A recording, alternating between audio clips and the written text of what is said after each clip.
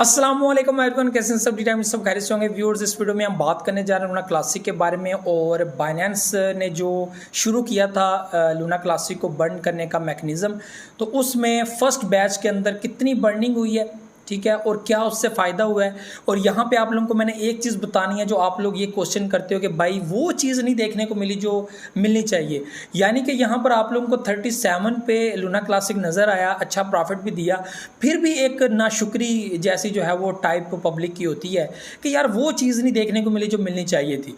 तो बेसिकली ये एक स्लो एंड स्टडी एक सिस्टम है, यानी कि स्लो सिस्टम है और इसमें फ़ायदा लॉन्ग टर्म के लिए बहुत ज़्यादा है। तो ये बर्निंग मैकेनिज़्म आप लोगों को मैं थोड़ा सा समझाऊंगा और जो बाइनेंस का फर्स्ट बैच है उसके अंदर कितनी परसेंटेज जो है वो बर्न हुई है और कितना आगे बर्न कर सकते हैं, और ये आहिस्ता आहिस्ता होता जाएगा और बड़ी बड़ी एक्सचेंजेस इसको कर भी रही हैं। तो सप्लाई जो है वो चेंज होती जाएगी। कुछ पीछे कुछ मसाइल भी चल रहे हैं इनकी टीम के लेकर, तो वहाँ पर भी कुछ जो है वो चीज़ें हैं। तो आप लोगों को बताऊं कि अब जो है वो कुछ बेहतर कंडीशन की तरफ लूना क्लासिक जाता हुआ नज़र आ रहा है। और जो इनका मैकेनिज़्म है, ज़ाहिर सी बात है, इनकी अपनी ब्लॉकचेन है, ये जितनी चाहे सप्लाई चेंज कर सकते हैं। तो फिल वक्त हम लोगों को जो सप्लाई नज़र आ रही है वो 6.9 टोटल है और जो इस वक्त अवेलेबल सप्लाई है वो 6.1 ट्रिलियन है, यानी कि अच्छी खासी जो है वो बर्न यहाँ पे की गई है। बाकी हम लोग देख लेते हैं रिपोर्ट के अंदर, तो वो आप लोगों के साथ शेयर करना है। तो आप लोगों ने वीडियो को लाइक कर देना, सब्सक्राइब द चैनल, बहुत सारे लोग बगैर सब्सक्राइब के चैनल को देखते हैं, शेयर भी करना है एंड कमेंट किसी भी न्यूज़ अपडेट कुछ भी आप लोग चाहते हैं तो ज़रूर कीजिएगा। और आपको एक और चीज़ बता दूँ कि बहुत सारे लोग ऐसे कोइन शेयर कर देते हैं जो मैं समझता हूँ कि फ्रॉड है, स्कैम है, और उन प्रोजेक्ट्स के ऑनर ही जो है वो मैसेजेस एंड कमेंट करते रहते हैं कि ये बड़ा अच्छा प्रोजेक्ट है, ये 100x ये 1000x जाएगा। तो उनके ऊपर मैं वीडियो नहीं बनाता और मैं देख के समझ जाता हूँ कि यार ये सही नहीं है।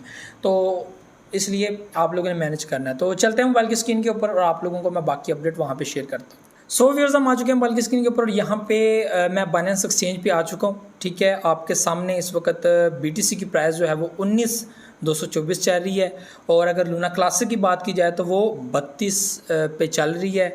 और हम लोगों को ये 7% डाउन नज़र आ रही है। इससे पहले 12% डाउन था, 31 पे 30 पे था। तो इस वक्त ये थोड़ा सा अप जाने की जो है वो इसने पोजीशन बनाई है।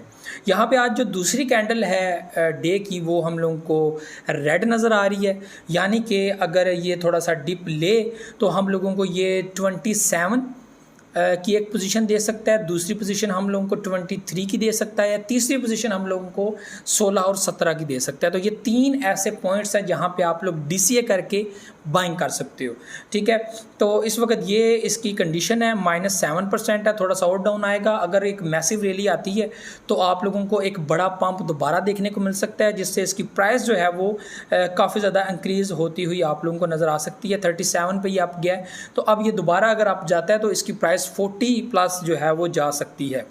24 आवर में अगर देखा जाए तो हम लोगों को यहाँ पे 24 आवर में लूना क्लासिक BUSD के अंदर 340 मिलियन जो है वो हम लोगों को बाइंग एंड सेलिंग नज़र आ रही है। उसके बाद लूना क्लासिक USD के अंदर देखें तो हम लोगों को 121 मिलियन जो है वो शिबा जो है वो ये लूना क्लासिक के बाइंग एंड सेलिंग नज़र आ रही है। इससे आप लोग क्या अंदाज़ा लगाते हो क्या हो रहा है? इससे हम लोगों को ये आइडिया मिलता है कि इस वक्त पब्लिक जो है वो लूना क्लासिक को देख रही है। मज़ीद हम लोग जो है वो क्लियर कर लेते हैं कि सिस्टम है क्या। हम लोग सर्चिंग में चले जाते हैं और सर्चिंग में देखते हैं कि बाइनेंस के ऊपर टॉप सर्चिंग में कौन सा प्रोजेक्ट है। हम लोगों को नंबर 1 पे BNB नज़र आ रहा है, दूसरे नंबर पर BTC नज़र आ रहा है, तीसरे पे एथेरियम नज़र आ रहा है, और 4th नंबर पर हम लोगों को लूना क्लासिक नज़र आ रहा है। यहाँ से हम लोगों को ये चीज़ नज़र आ रही है कि लूना क्लासिक के अंदर पंप जो है वो आ सकता है, ठीक है, और ज़्यादा चांसेस पंप के हैं, यानी कि 70% चांसेस पंप के हैं और 30% चांसेस जो है वो डंप के हैं, जो रीटेस्ट है। और मैं दोबारा आप लोगों को रिपीट कर दूं कि रीटेस्ट और ओनली रीटेस्ट जो है वो लूना क्लासिक के अंदर हो सकता है। और वो लोग ये चीज़ सोचते हैं जो ये चीज़ सोचते हैं कि यार ये अब गया नीचे तो गया तो बहुत नीचे गया, ऐसा नहीं है, ये बिल्कुल गलत बात है। बर्निंग मैकेनिज़्म में ये चीज़ मौजूद है कि एक बड़ी मैसिव बाइंग होगी, बाइंग के बाद जब आप लोग सेलिंग करेंगे, ठीक है, ये सारी चीज़ें जब करेंगे तो उसके बाद हम लोगों को एक बड़ी बर्न देखने को मिलेगी, जो 1.2% टैक्स के साथ जो इन्होंने फार्मूला बनाया उस हिसाब से इन्होंने करना है। तो उसके बाद जो सप्लाई एक जगह पे स्टक हो जाएगी, यानी कि अभी देखें सप्लाई जो है वो अभी किस जगह पे स्टक हुई है, 32 और 30 के दरमियान, ये एक लेवल है। उससे पहले 28-27 के दरमियान। तो ऐसे प्राइस जो है वो अगर रीटेस्ट भी करें तो थोड़ी देर ज़्यादा अगर सेलिंग हो गई है तो और नीचे आ सकती है, लेकिन और ज़्यादा नीचे नहीं जा सकती, ठीक है। तो अगर इसके अंदर पब्लिक इन्वेस्टमेंट करती रहे जैसे कि अभी नज़र आ रहा है 341 मिलियन, उसके बाद 121 मिलियन, यानी कि दोनों को अगर सेम किया जाए तो इस वक्त 500+ मिलियन जो है वो सिर्फ बाइनेंस के अंदर ट्रेड हो रहा है लूना क्लासिक। तो ये एक चीज़ आप लोगों को मैंने शेयर करनी थी, इससे आपको आइडिया हो गया होगा कि अभी तो बाइनेंस इसने आगे भी जाना है। और दूसरी बात, शॉर्ट टर्म के लिए हम लोग प्रोजेक्ट बाय करते हैं, लॉन्ग टर्म के आपको मैंने कहा था कि 2-3 साल के लिए लेके रख लो, 50 का 100 का जितनी आपकी मर्ज़ी है, वो आपकी अपनी मर्ज़ी है, रखना है नहीं रखना वो आपकी मर्ज़ी। लेकिन शॉर्ट टर्म के लिए जैसे कि अब हम लोग जो है वो 27 पे मैंने आपको कहा था बाइंग कर लो, ठीक है, ये आपको प्रॉफिट देगा। 37 पे आपने स्टॉप लिमिट लगाकर अच्छा प्रॉफिट गेन कर लिया। अभी यहाँ पे ये -7% है, यहाँ से भी इसके चांसेस आगे बढ़ने के, अगर ये मज़ीद डाउन आता है तो उस पर DCA कर लेना, ठीक है। लेकिन फिल वक्त जो चांसेस है जो डाटे के हिसाब से, अगर वॉल्यूम भी देखा जाए तो वॉल्यूम में हम लोगों को इस वक्त ज़्यादा जो है वो बाइंग एंड सेलिंग नज़र आ रही है, तो इससे प्राइस मज़ीद ऊपर जाने के चांसेस हैं। अब चलते हैं अपने मेन पॉइंट के ऊपर। That's how many Luna classic burn all along as Binance burn first batch. तो बाइनेंस ने पीछे 3-4 दिन के अंदर ही जो है वो अनाउंस किया था, उसके बाद हम लोगों को थोड़ा डिप देखने को मिला। जाहिर सी बात है, एक जो है वो हम लोगों को रात को भी अगर मैं आपको मार्केट की अपडेट दूँ तो 1.2% हम लोगों को माइनस मार्केट और जाती हुई नज़र आई। उसके बाद 0.57% पिछली रात जो है वो नज़र आई, यानी कि 2 दिन में हम लोगों को अच्छी खासी मार्केट जो है वो नीचे जाती हुई नज़र आई है। आज के दिन डाटा क्या निकलता है ये चीज़ आप लोगों के साथ बाद में मैं शेयर करता हूँ। Binance collection of trading fees of margin and support Luna classic pairs burning ended October. Well most of the crypto community is waiting for tomorrow's Luna classic burn data from the exchange. Let's see how many tokens of the informs project have burn so far. तो यहाँ पे कल के दिन जो data वो बताया जाएगा, उसमें कितने % जो है उन्होंने बर्न किए हैं, क्या सिस्टम है सारा। तो अभी इन्होंने थोड़ा सा हल्का बताया था कितने % हो सकते हैं। वैसे तो इसकी सप्लाई 6.9 ट्रिलियन जो है वो आपको नज़र आ रही है और 7.47 बिलियन हम लोगों को डाटा नज़र आया। आपको याद होगा 200+ मार्केट थी और रैंक के ऊपर, तो वो नीचे आती आती काफ़ी डाउन आ गई और हम लोगों को टॉप 20 प्रोजेक्ट के अंदर जो है वो लूना क्लासिक नज़र आया डाटा के हिसाब से, जो 7.55 बिलियन बनती है।